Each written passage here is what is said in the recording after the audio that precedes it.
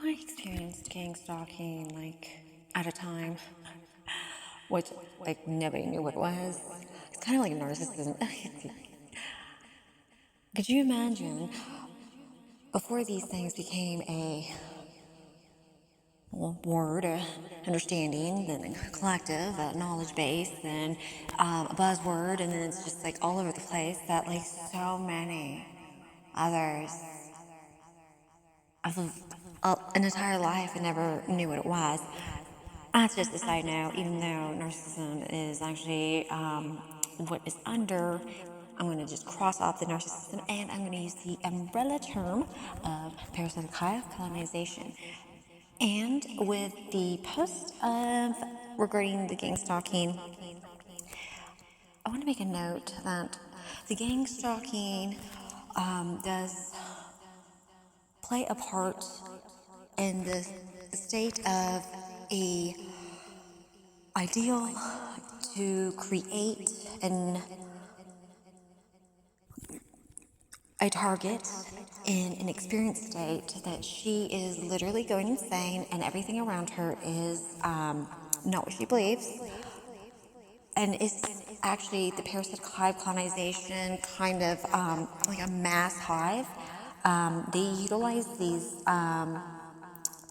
cycles of abusive type mental manipulations and such.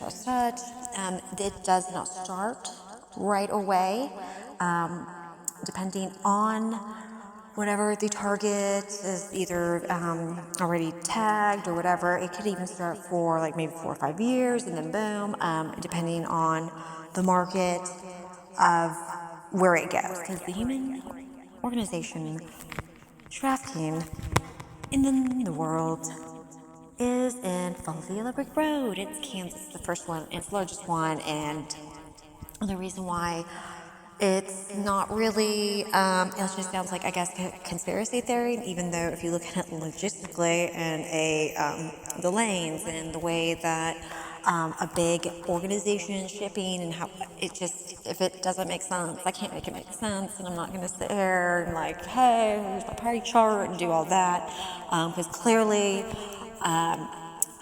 those those who know that I know, but they enjoyed the state of nobody gave a shit. So I will go back in regard to the gang stalking and creates the idealization of she's insane.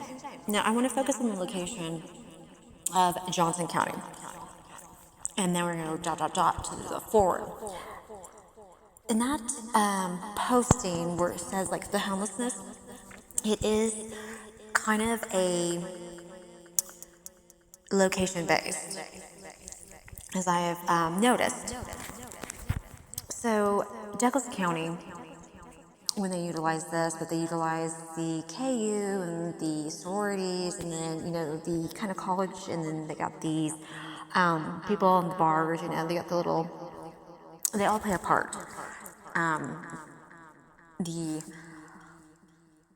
parasitic hive colonization, human trafficking organizations, all just collaborative, and it's Kansas and Oklahoma, but I want to focus on, I guess, the main Kansas area. So in Douglas County, they'll utilize, kind of drugs and drinking. They might put them in the situation where, maybe they didn't wake up. They'll use a lot of exploitation, sexual manipulation, blackmail, maybe a little bit of drug. They'll do more of that, utilizing, or they'll over idealize the sexuality so they can get these pictures, and, it's non-consent sexual revenge. It's usually based on sex and the ideology, the age, and then indoctrinate, kind of cool, hip. This is what we're doing at parties, even though the ones that are in the sororities or around them are kind of part of handlers.